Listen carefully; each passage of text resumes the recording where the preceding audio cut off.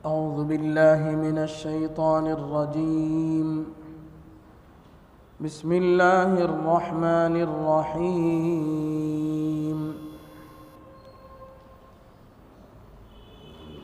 वइज़ अख़ज़ना मीसाक़ बनी इस्राईल ला तअबुदून इल्लल्लाह वबिलवालिदैनि इहसाना वज़िल क़ुर्बा वल्यतामा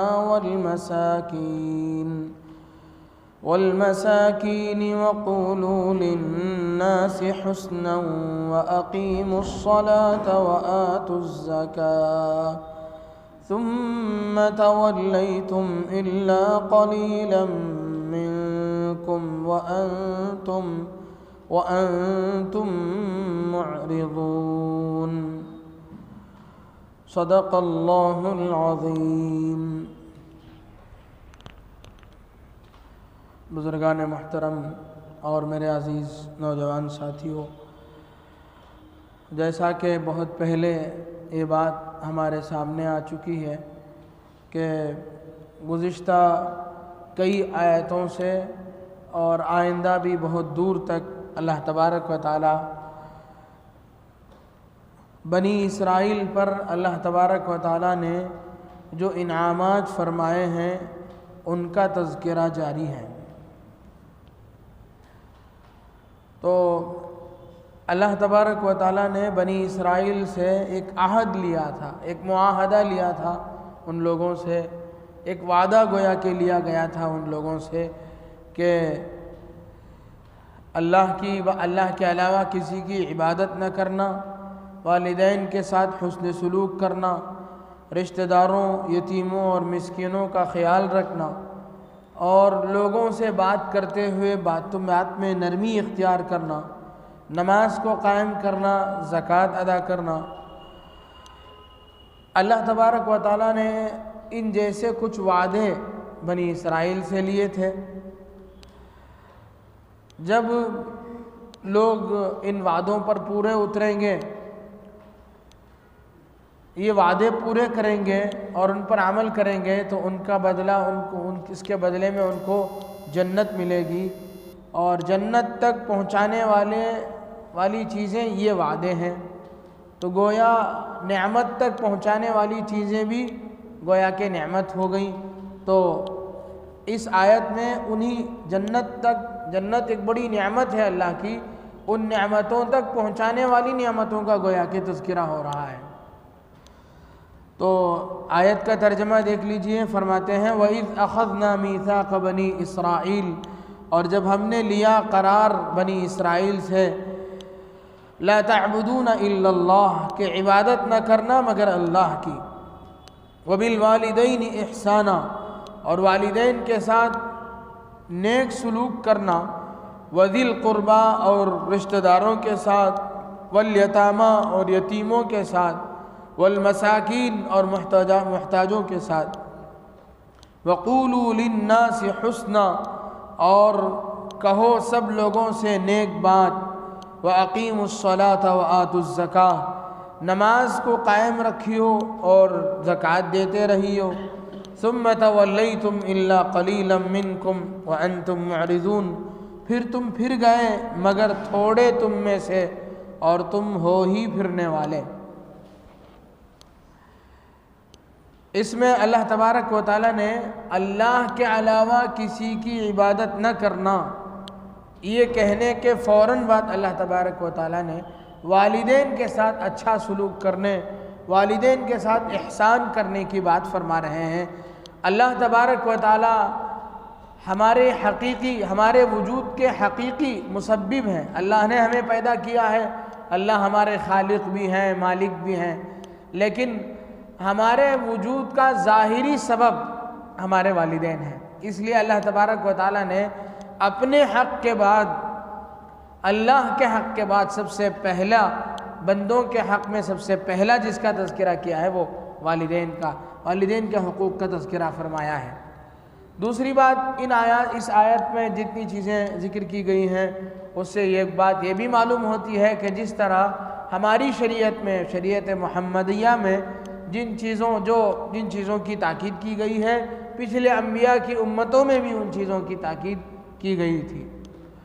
अल्लाह तबारक व तआला ने वालिदैन के साथ एहसान करने का हुक्म दिया है। इसमें किसी किस्म की कोई क़ैद नहीं है, किसी किस्म की कोई शर्त नहीं है कि वालिदैन, उस वक्त वालिदैन के साथ एहसान करना जब वो मुसलमान हों, काफिर हों तो एहसान न करना, ऐसा बिल्कुल भी नहीं है। वालिदैन वालिदैन हैं, वो चाहे किसी भी हाल में हो उनके साथ अच्छा सलूक करना ज़रूरी है।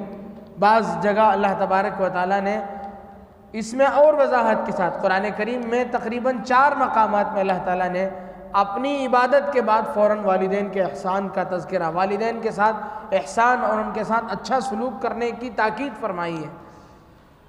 तो अल्लाह तबारक व तआला ने वहाँ और मकामात में जहाँ अल्लाह तबारक व तआला ने वालिदैन के साथ एहसान वाला मामला करने का हुक्म फरमाया है, दूसरे मकामात में वहाँ अल्लाह तबारक व तआला ने इस बात का तज़किरा फरमाया है कि उन पर एहसान सिर्फ़ ये नहीं, न सिर्फ ये कि उन पर एहसान करना, बल्कि उनको ज़रा सी अदना तकलीफ़ पहुँचाने से भी अपने आप को बचाना।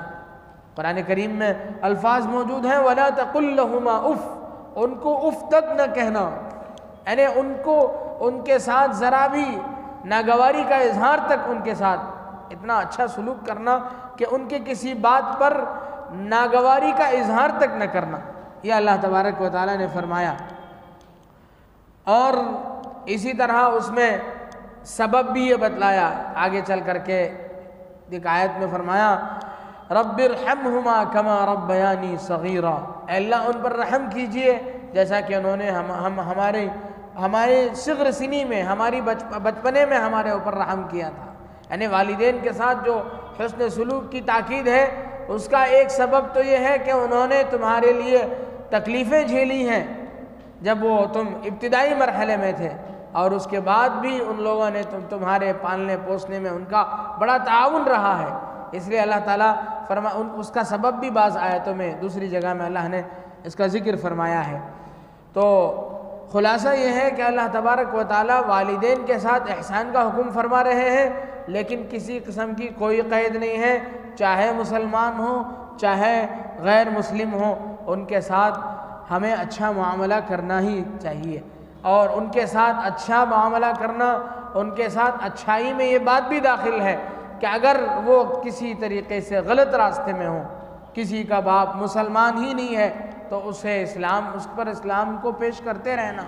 अगर किसी का बाप मुसलमान है लेकिन अल्लाह का नाफरमान है, शराब का आदी है, जुव्वे का आदी है, या किसी भी मुनकर का और मुहर्रमात में से किसी का मुर्तकिब है, किसी चीज़ का आदी हो गया है, तो धीरे धीरे उस पर एहसान ये भी है कि धीरे धीरे उसे समझाया जाए, उनके सामने दरख्वास्तें रखी जाएँ, इन आदतों को छुड़ा दीजिए। ये अच्छी बातों का भी उनको हुक्म करना, ये भी गोया कि एक तरह का उनके साथ एहसान वाला मामला है।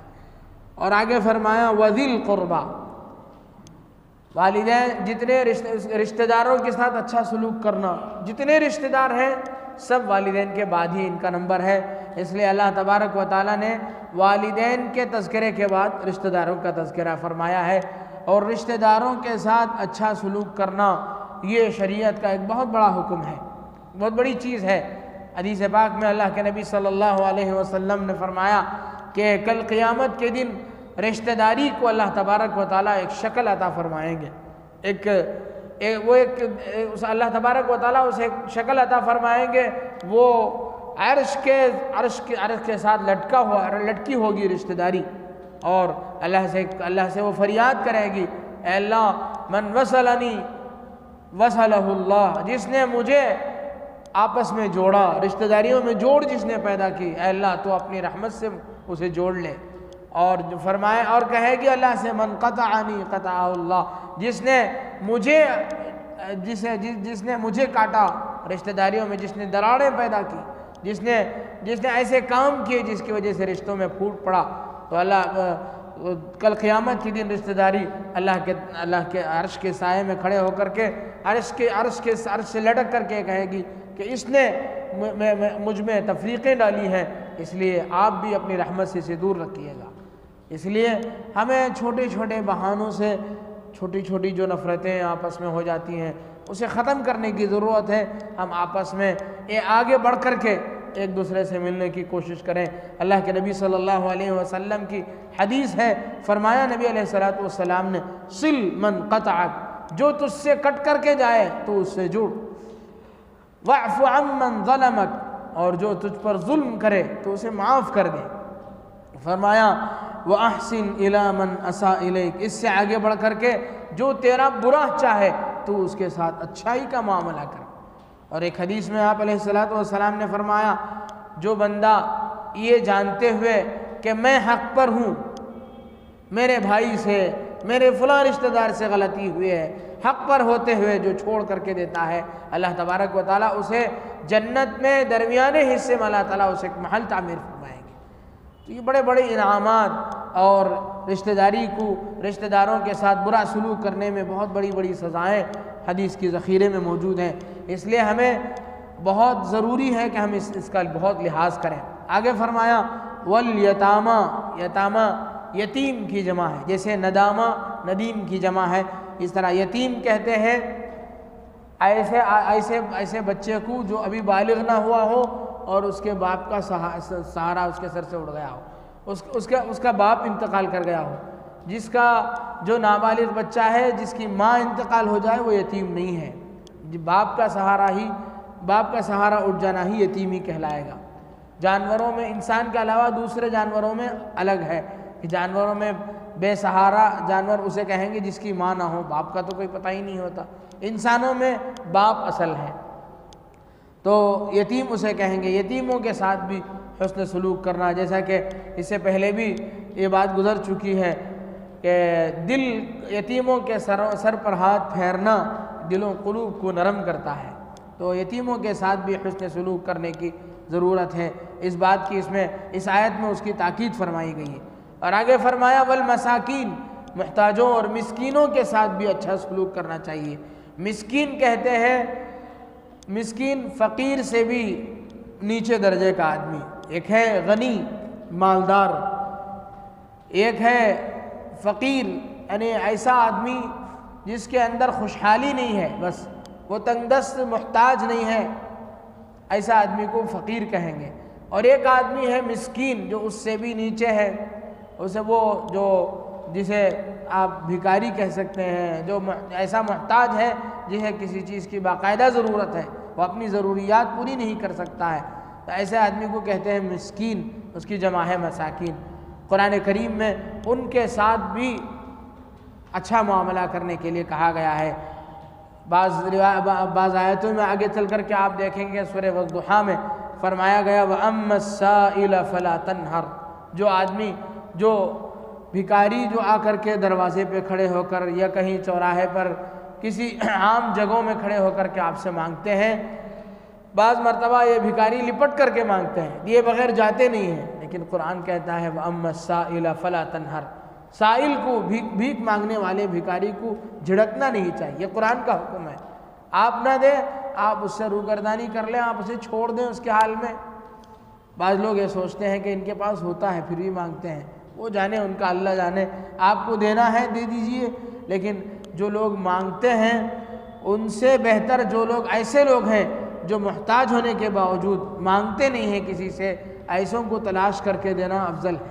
उनको तलाश करके देना बेहतर है, इसलिए कि जो आदमी मांगता है वो मांग करके, उसे मांगना आ गया लोगों के पास, बल्कि बाज़ लोग इसे तिजारत के तौर पर कर रहे हैं। भीख मांगना इनका पेशा है, पेशे के तौर पर बाज़ लोगों ने इसे इख्तियार कर रखा है। इसीलिए छोटे बच्चे जब मांगते हैं तो उनको देना नहीं चाहिए। एक तो यह है कि बेज़रूरत उनके पास माल जाएगा, और दूसरी बात यह है कि वो भीख मांगने के आदी बन जाएंगे, उनको आदत पड़ जाएगी, फिर वो कमाने के, मेहनत के काबिल नहीं रहेंगे। तो मिस्कीन, इसके साथ भी एहसान करने का हुक्म दिया गया।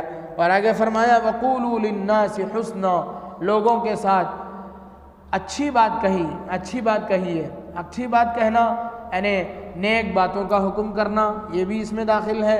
नरम गुफ्तगू करना, लोगों के साथ नरमी से, खुशखुल्की से पेश आना, ये भी इसमें दाखिल है।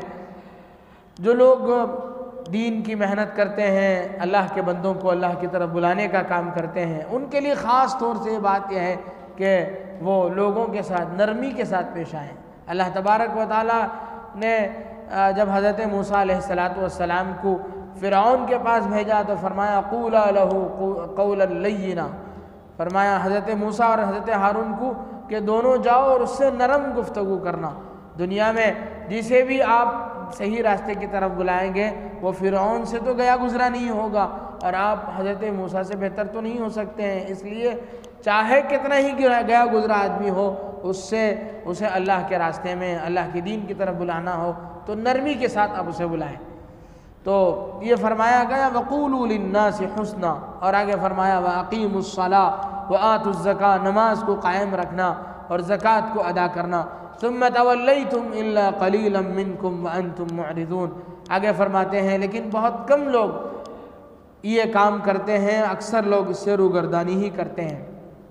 ये यहूदियों की आदत है कि यहूद अक्सर जो है अल्लाह की नाफरमानी अक्सर नाफरमानी ही करते हैं। किसी भी चीज़ का मुआहदा अल्लाह ने उनसे लिया है, थोड़े दिन के लिए उन्होंने उस पर अमल किया फिर उसे छोड़ दिया, ये उन लोगों की आदत है। फिर अल्लाह तबारक व तआला आगे की दो आयतों में यहूदियों का जो पुराना तर्ज रहा है उसे बतला रहे हैं। फरमाते हैं वइज़ अख़ज़ना मीसाक़कुम ला तस्फ़िकून दिमाअकुम वला तुख़रिजून अनफुसकुम मिन दियारिकुम सुम्मा अक़ररतुम व अंतुम तशहदून, और जब हमने लिया तुमसे वादा कि न करोगे खून आपस में, वला तुख़रिजून अनफुसकुम, और न निकालोगे अपनों को अपने वतन से, मिन दियारिकुम सुम्मा अक़ररतुम, फिर तुमने इक़रार किया, व अंतुम तशहदून, और तुम मानते हो, सुम्मा अंतुम हाउलाई तक़तुलून अनफुसकुम, फिर तुम वो लोग हो कि वैसे ही खून करते हो आपस में, और तुख़रिजून फ़रीक़म मिनकुम मिन दियारिहिम, और निकाल देते हो अपने एक फ़रीक़ को उनके वतन से, व तज़ाहरून अलैहिम बिल-इस्मि वल-उद्वान, चढ़ाई करते हो उन पर गुनाह और जुल्म से, व इन यअतूकुम उसारा तुफ़ादूहुम, और अगर वही आए तुम्हारे पास किसी के कैदी होकर, व हुवा मुहर्रमुन अलैकुम इख़राजुहुम, तो उनका बदला देकर छुड़ाते हो, हालांकि हराम है तुम पर उनका निकाल देना भी। अफ़तुमिनून बिबअज़िल किताब, तो क्या मानते हो बाज़ किताब को, व तकफ़ुरून बिबअज़, और नहीं मानते हो बाज़ को। फ़मा जज़ाउ मन यफ़अलु ज़ालिका मिनकुम इल्ला ख़िज़्युन फ़िल हयातिद दुनिया, सो कोई सज़ा नहीं उसकी जो तुम में ये काम करता है मगर रुसवाई दुनिया की ज़िंदगी में। व यौमल क़ियामति युरद्दून इला अशद्दिल अज़ाब, और क़ियामत के दिन पहुँचाए जाएंगे सख्त से सख्त अज़ाब में। और वमल्लाहु बिगाफ़िलिन अम्मा तअमलून, और अल्लाह ताला बेखबर नहीं है तुम्हारे कामों से। इन दो आयतों में अल्लाह तबारक व तआला ने यहूदियों के कुछ ख़ास काम का तज़किरा किया है। यहूदियों को इस बात का हुक्म दिया गया था यहूद को कि अपनों के साथ लड़ाई न करना, भाई भाई बन कर के रहना, जैसा कि मुसलमानों के साथ भी ये हुक्म फरमाया गया इन्नमल मुअमिनून इख़वतुन, मुसलमान आपस में एक दूसरे के भाई हैं। फ़अस्लिहू बैन अख़वैकुम, तुम में से आप मुसलमान इस्लामी भाइयों में आपस में कुछ अनबन हो जाए, लड़ाई हो जाए तो इस्लाह करके उनके सामने सुलह सफ़ाई करो, ये हुक्म दिया गया। इसी तरह का हुक्म बनी इसराइल में भी किया गया था कि एक दूसरे के साथ लड़ना नहीं, एक दूसरे की खूनरेज़ी न करना। और दूसरा हुक्म ये था कि उनको अपने इलाके से निकालना नहीं। एक हुक्म ये भी दिया गया था कि अगर कोई यहूदी कैदी बन कर के दूसरे के पास रहे तो उसे छुड़ाने की कोशिश करना, ये भी एक हुक्म दिया गया था। तो यहूद उस ज़माने में हज़रत यूशा इब्न नून, बाज़ लोग कहते हैं कि हज़रत यूशा इब्न नून के साथ मिलकर के इन लोगों ने फ़लस्तीन को फ़तह किया था। फ़लस्तीन को फ़तह करने के बाद भी इन लोगों ने, जैसे इन लोगों के 12 कबीले थे, 12 चश्मे में इन लोगों ने 12 कबीलों में ये लोग तक़सीम हो गए थे, उसी तरह ये लोग जब फ़तह करके फ़लस्तीन में दाखिल हुए तो उसके बाद भी इन लोगों ने 12 हुकूमतें अलग अलग कायम कर ली, छोटी छोटी हुकूमतें, जिसे तवाइफुल मुलूकी कहा जाता है। छोटे छोटे इलाक़ों में इन लोगों ने कब्ज़ा किया और छोटे छोटे बादशाह बन कर के, इलाक़े के बादशाह बन कर के ये लोग रह गए। फिर इन लोगों में क्या होता था, एक दूसरे में आपस में लड़ाई होती थी। जब एक दूसरे पर गालिब होता था तो जो मगलूब होता था उसे इलाके से भगा देते थे। फिर जब जिसको इलाके से निकाला था वो दूसरे के पास कैद होकर के वापस आता वो कैदी बन करके रहता तो अब माल दे करके उस कैदी को छुड़ाते थे। जब उनसे पूछा जाता कि कत्ल करना, आपस में लड़ाई करना भी, इससे भी मना किया गया, और उन लोगों को अपने इलाके से निकालना, इससे भी मना किया गया, तो उस पर तो तुम अमल नहीं करते, लेकिन छुड़ाते हो, कैदियों को छुड़ाने का जो हुक्म दिया गया उस पर अमल करते हो, ये कैसा अमल है तुम्हारा। तो इस तरह एक तो ये है। दूसरी बात इस सिलसिले में ये कही जाती है, तफसीर की किताबों में ये मौजूद है कि मदीने के आसपास यहूदियों के दो कबीले थे, बनु कुरैज़ा और बनु नज़ीर। बहुत मशहूर यहूदियों के दो बड़े कबीले, मशहूर कबीले हैं। मदीने के अंदर मुल्क रूम से आए हुए दो बुत परस्त लोगों के, आतिश परस्तों के दो कबीले थे, जिनका नाम औस और खजरज था। बनु नज़ीर, बनु कुरैज़ा औस के हिमायती थे और बनु नज़ीर खजरज के हिमायती थे। जब अरबों में मशहूर था कि अरबों में मुस्तकिल लड़ाइयाँ चलती रहती थी, तो औस और खजरज में जब लड़ाई होती थी तो बनु नज़ीर, बनु कुरैज़ा औस का साथ देता था और बनु नज़ीर खजरज का साथ देता था, उस कबीले का साथ देता था। और इन लोगों में उनकी लड़ाई की वजह से इनमें भी आपस में लड़ाई हो जाती थी और एक दूसरे को बाहर निकाल देते थे।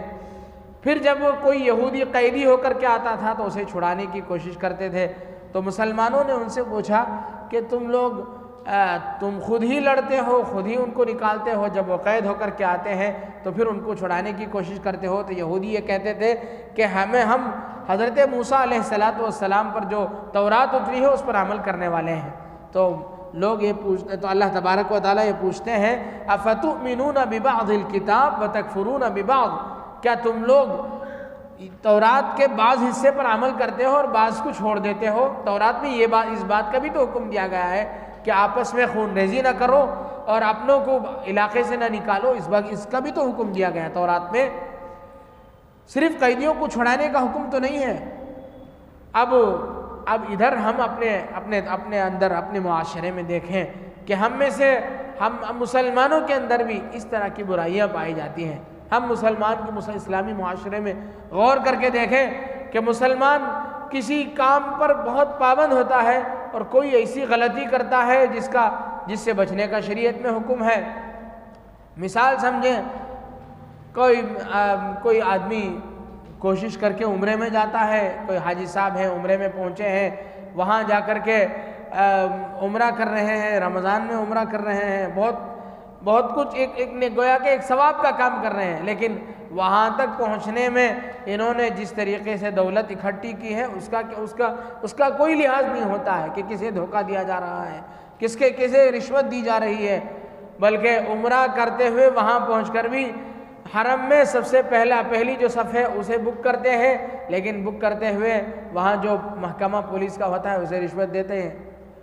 गोया काम अच्छा कर रहे हैं, गलती भी कर रहे हैं। एक काम गलती न करना है, रिश्वत से भी मना किया गया है, उम्रे का भी हुक्म दिया गया है, अल्लाह के घर को भी जाना है, लेकिन किताब के कुरान और हदीस के बाज़ हिस्सों पर अमल है और बाज़ चीज़ों को छोड़ रहे हैं।